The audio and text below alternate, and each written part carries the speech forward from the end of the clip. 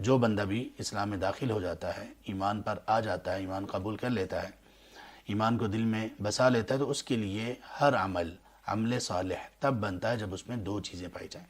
ایک کو کہتے ہیں اخلاص، اور دوسری چیز ہے جس کا نام ہے اتباع سنت۔ اگر کسی بھی عمل میں اخلاص نہ ہوا تو وہ عمل قابل قبول نہیں ہے۔ اسی طرح دعا کا بھی یہی معاملہ ہے۔ دعا میں اگر ہم نے ریاکاری کرنے کی کوشش کی، دعا میں اگر ہم نے لوگوں کو سنانا دکھانا اس کی کوشش کی، تو پھر دعا قبول نہیں ہوگی، کیونکہ اخلاص ختم ہو گیا۔ اسی طرح سے اگر ہم دعا میں کچھ ایسا کرنا شروع کر دیا جو اللہ کے رسول صلی اللہ علیہ وسلم کی تعلیمات کے مطابق ہی نہیں بلکہ مخالف ہو، تو بھی یہ عمل رد کر دیا جائے گا۔ اللہ تعالیٰ نے فرمایا سورہ زمر میں آیت نمبر 3 میں، اسی طرح سورۃ البینہ میں بھی ہے یہ، وَمَا أُمِرُوا إِلَّا لِيَعْبُدُوا اللَّهَ مُخْلِصِينَ لَهُ الدِّينَ۔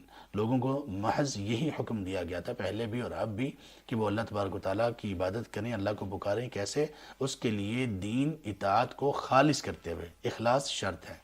اور دوسرا، اللہ کے رسول صلی اللہ علیہ وسلم نے ارشاد فرمایا، من عمل عملا لیس علیہ امرنا فہو رد، یہ صحیح مسلم میں ہے، جس نے بھی کوئی ایسا عمل کیا جو ہمارے طریقے کے مطابق نہیں، تو وہ عمل مردود ہے۔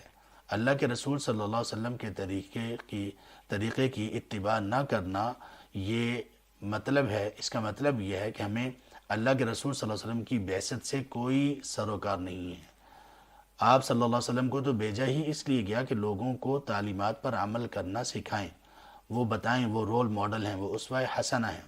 اس لیے اللہ تبارک و تعالیٰ نے فرمایا سورہ محمد میں آیت نمبر 33 میں، یا ایھا الذین آمنوا اطیعوا اللہ واطیعوا الرسول ولا تبطلوا اعمالکم، اے ایمان والو، اللہ اور اس کے رسول کی اطاعت کرو اور اپنے اعمال کو باطل مت کرو، برباد مت کرو۔ اور اس سے مراد بھی یہ ہے کہ جس نے رسول اللہ صلی اللہ علیہ وسلم کی سنت کو چھوڑا، اس کا عمل برباد ہو گیا۔